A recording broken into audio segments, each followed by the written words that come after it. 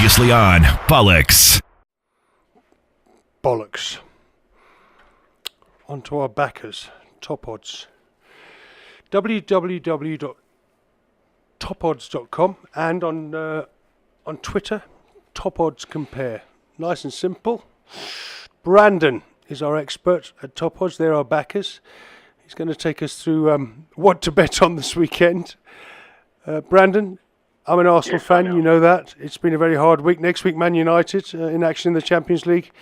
What was your take on what we saw this week in the Champions League? First of all, my condolences thanks, to you mate. and all the Arsenal fans out there. Yeah. But let's put it this way: you guys knew what the outcome was going to be before the game kicked off. I thought you were very good in the first half. I must be honest. Ozil should have scored that penalty. He does look out of sorts at the moment. Maybe a move to Man United will fix him up. But he should have scored that penalty. I mean, if Arsenal get that goal, it's a different ball game. Munich were battling to break you guys down. And then the talking point has to be the red card. I mean, referees are doing this over and over again. They're ruining big Champions League matches. They did it last year with Man United when they sent Nani off. They've done it now with sending off your goalkeeper. Yeah. And I think something has to be done. Maybe like in rugby, the sin bin system. Send the goalkeeper off for 10 minutes to cool off. You don't ruin a massive game. So early in the game as well. But I think Arsenal were unlucky. I think you guys are out now. You can't go to Bayern Munich and turn that result around. Well, I wouldn't like to think so. Man City did. Sorry, Comfort, what was that? I said Man City did. We went to Bayern and won 3 goals. I can't believe Comfort just said that. Arsenal went to the Alliance Arena last season and won 2-0. It's possible, but I agree with you completely. I mean, the odds on that must be, on Man City and Arsenal getting through against Barcelona and Bayern from 2-0 down at home. The odds have got to be about 4,000 to 1, haven't they? Oh yeah, most definitely. Man City, I also think we're a little bit unlucky. But Barcelona, I mean, like I've said before, and Man United's come up against them a number of times. You've got to shoot them to beat them on some nights, and it was just good football, by them. And it's been a very interesting Champions League. The draws are very interesting. I think Man United will get through by the shouting, but after that, it's who we come up against. So I think we might go one round further than Arsenal, and that might just be it. Yeah, that's what I think as well. But what we often talk about is the Champions League bounce back. I mean, Kaiser Chiefs did it quite well, bouncing back from their African Champions League game with a 3-0 win last night. But what about the bounce back for both Arsenal and Manchester City? Do you think they'll suffer because of their experiences in Europe this week? You know what? You always like to think they will, especially when they're playing teams in the league that are fighting for relegation. The problem is that Man City have such a big squad at the moment. I don't think it will affect them as much as it will affect an Arsenal. If you have a look at the fixtures this weekend, it's Premier League again. After the FA Cup last week, I know we're chatting about Man City and Arsenal, but I think the bet of the weekend has to be Chelsea. They play Everton. Mourinho at home. We all know his record there. Both bookmakers, that's LM Bookmaker and World Sports Betting. Well, LM Bookmaker a little bit short at 11-20 on Chelsea to win the game.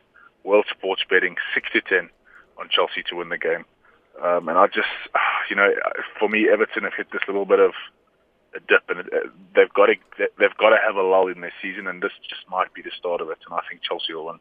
Absolutely. Just for South African fans, that's a 2:45 kickoff. The early kickoff on Saturday is Chelsea Everton. Everton have got Arsenal, of course, in the quarterfinals of the FA Cup, but Chelsea to play Galatasaray in the Champions League next week. Mourinho, pushed them up to the peak when we all thought Man City might run away with it. Chelsea at the moment 1 point clear of Arsenal at the top and 3 points clear of Man City, who've had a slight slump. So you're saying go on Chelsea to beat Everton in the early game on Saturday? Yeah, most definitely. I think Chelsea will win that. Also, I don't like tipping my side at the moment, Manchester United. But I think they'll beat Crystal Palace this weekend as well. Both bookmakers, LM Bookmaker and World Sports Betting, offering 6-10 Manchester United to get past Palace. And that just might be a bit of a sneaker there. They've had a long enough break. I think they'll be fresh, and they might just win that. Yeah, no, I accept that. Arsenal, Sunderland. Oh, come on, Neil. You know my answer to that. Sunderland, of course. No, it's going to be a very, very difficult game for Arsenal. You know, Sunderland on a high, getting through in the FA Cup on Saturday. But then again, maybe those fixtures are just taking their toll. You know, Sunderland fighting for relegation. I think they're up to 10th. Or they're out of the relegation zone as far as no, they were the week before. See, the problem was that they had a little slump. I can't remember, it was against. They're back in the relegation zone, level with West Brom on 24 points. But the big FA Cup win against Southampton will have buoyed them. Don't forget, when Gus Poyet took over from Paolo Di Canio, they were basically bottom and gone. He took them up to about 10th, but it is so tight. I mean, you go to 10th, which is top half of the Premier League. That's Swansea on 28 points. Sunderland are on 24 points, with a game in hand. In fact, it wasn't that Sunderland lost, it was that their game was called off, wasn't it? And so if Sunderland won that game in hand, they could go to 12th. So Gus Poyet has achieved miracles there, and I think that one will be a tough one. Even though Arsenal are at the Emirates, Sunderland coming to town with Gus Poyet, former Chelsea player, very well respected by Arsene Wenger, and I think that could be an interesting little banana skin for Arsenal again. And then obviously Man City Stoke, Pellegrini whinging about the referee. No doubt Wenger will do the same today, but Man City Stoke, you've got to look at Man City. So we're assuming that Chelsea will beat Everton, Man City will beat Stoke, and I think those are the top two, aren't they? Yeah, most definitely. I just want to shift your attention to the Nedbank Cup, which started. Yes, let's do that. Yeah. The fixtures are up. As you'll see on the website, the best bookmakers are still suspended betting. It's still early in the day, but we can chat through the fixtures. And something caught my eye, and that's AMA BEE. Yes. Versus Wits. Do you know anything about this? Yes, I do. I know that AMA BEE have had to move their home game in the Nedbank Cup, which they've waited all these years for, because of a political election rally. And I'm just trying to find that story. I had a look at it this morning. I had a couple of Twitters about it. What we have to remember in this country, I mean, we don't pay as much attention to our second division as the English do to their championship, maybe, and the crowds aren't as big, I guess. The British Championship is one of the 6 biggest leagues in the world, sometimes 7th biggest league in the world, I think. But our little NFD and our little second and third divisions are worth looking at sometimes. AMA BEE, I'm just trying to find that tweet. Like I say, having to move their home ground for an election rally, but could be an interesting little game there. Oh, most definitely. I mean, I like to see sides, like you say, from our second division and third division compete. The fixture of the weekend has to be Ajax and Sundowns. Yes. I mean, Ajax having problems with their manager. I'm not sure who's taking over as an interim coach or caretaker coach. And Sundowns high-flying in the league at the moment. Yes. So that could be very interesting. And I'm always interested to see what the big clubs in the PSL do when it comes to a cup like the Nedbank Cup. Do they put their full-strength side out there? Or is the league more important? Yeah.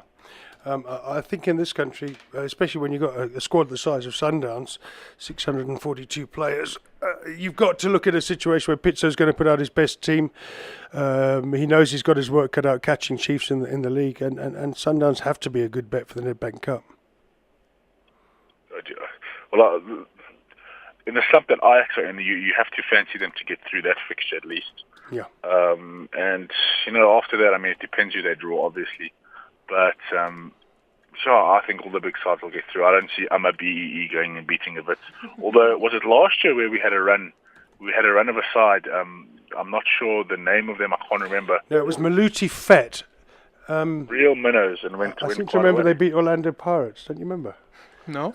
Maluti Fet with the side, and Maluti Fet now obviously in the NFD and doing quite well. So yes, and then before that, in the old days when AMA Tuks were in the lower reaches of South African football, they used to produce cup shocks. I remember them beating Chiefs one year. Yeah. So, just like in every country, you're going to get shocks, and it's a matter of trying to find those shocks with so little information at our fingertips about the NFT and about, like, for instance, Tanda Royal Zulu not doing very well in the NFT when you look at the league, but apparently lately they've been playing quite well down in Richards Bay. We do have a situation where they're playing Orlando Pirates this weekend, and Tanda Royal Zulu will be all fired up for that one in front of about 8,000 people at Richards Bay, their little stadium. That could be a bit of a banana skin given what's happening at Pirates at the moment. Yeah, most definitely. I wouldn't be throwing my money around in the Nedbank Cup too readily. You never know what's going to happen. But, I mean, Chiefs were very impressive last night. They should get through. But also, you also don't know. I mean, a Wednesday game, and now they need to play on Saturday, or is it on Sunday? The fixtures come thick and fast, and you just need to realize whether the squads can handle it. Once again, and that's what the minnows will be looking for in this tournament. I mean, to take on a Pirates and a Chiefs after their midweek games. It just makes it a little bit more interesting for the fans out there. Yeah, mate. Did you say you think Ajax will beat Mamelodi Sundowns on? No, you don't. Yeah. I think Sundowns will win that. I don't think that Ajax in the frame of mind to go and win a cup game. No. Especially with all the goings on there. So yeah, I would be with Sundowns in that one. No, I was just checking you on that one because I think Pizzo's pretty fired up at the moment. He's saying interesting things, and I think in many ways he's restored a lot of his reputation since his difficult finish with Bafana. I think he's put together a pool of players there that are capable of challenging for the double, even though Kaizer Chiefs obviously look favourites for both those trophies at the moment. But like I say, my particular pick there would be Tanda Royal Zulu in Richards Bay to give Orlando Pirates a hell of a game in this opening Nedbank Cup round of 32. Well, we might just follow you on that and put some of the punters onto that one. Neal, I just want to bring to your attention something that's obviously very, very important, and that starts this morning. That's the second test, the Proteas versus Australia. I know we're moving away from soccer, but after the hiding we got in the first one, I mean, surely South Africa can bounce back in this one. What do you guys think? Well, I have slight problems here because I used to be a journalist that went on all the England tours, particularly to South Africa with the Barmy Army, and obviously I was a dyed-in-the-wool England fan. Even though most of the side sometimes were South African born. So I have a slight problem with the fact that the Australians absolutely whipped England, a good England side in Australia, sent Jonathan Trott, South African born Jonathan Trott home, kicked South African born Kevin Peterson out of the squad basically, Zimbabwean born, Cape Town born Andy Flower, the coach, also gone. I'm looking at Australia being unbeatable at the moment. Really, yeah, that's a bold statement. Well, if you read into it, in terms of form, the way they've been playing, I mean, I think they've gone their last 13 games, they've lost one, and that was to England in a one-day international. Yep. So across all formats, I think they've won all those matches, and they came to South Africa and won their first test in a game where South Africa were favourites, where Graham Smith won the toss, and he elected to bowl, put Australia in, had them 90 for 4. And all of a sudden, he's losing a test match on day 3. So, I know there was a battle of words between the sides who has the best attack. Clearly Australia at the moment, and the guy called Mitchell Johnson is tearing us apart. I know that they're looking at giving Quinton de Kock a start this morning. Yeah. I don't know if that's too much too soon for the young man. I know he made 300s against India, but India away from home are not the same as India at home. If you look at the betting, LM Bookmaker and World Sports Betting, there's not much between the bookmakers with regards to all three results. That's Australia to win, South Africa to win, and the draw. So punters at the moment just really don't know how this one's going to go. I don't know if you guys have any information in front of you with regards to the toss. I know they're starting early this morning. I'm just going to go on to Crick Info now. I was going to try and keep an eye on the toss. I mean, I think that Graham Smith called it wrong in the first test. He won the toss. He inserted Australia. He got a couple of early wickets. I was there on the Wednesday at Supersport Park, blisteringly hot. First blisteringly hot day in Centurion for a long time it was as well. And got Warner early in the first innings, dropped him 3 times in the second innings. And right from the toss, South Africa felt to me like South Africa were... South Africa bat amid toss drama. We've got a toss drama. Oh, Let me just read that. It doesn't. Then when you click on the link, it doesn't actually say. So I'm not sure who won the toss, but South Africa are batting. I know that, and so obviously that's the reverse to what happened at Supersport Park. And you're right, De Kock is in. Peterson obviously didn't make it, and I'm trying to find out what happened here. But yeah, so listen, mate, what's your instinct? Are you saying instinctively you think the Proteas can do this thing? Yeah, they've been branded as slow starters, but that's generally drawing the first test in a 3-match series, not losing it the way they did. Yeah, it's going to take a huge mental effort to come back. With AB de Villiers only guy making over 50 in both innings. Yeah. I mean, in a test match where you're looking at probably the 2 best test matches in the world at the moment. So our batting has to, they got to bat out of their skin to beat this Australian side. But, you never know. They're not the number 1 test nation in the world for nothing. And my heart says, go South Africa.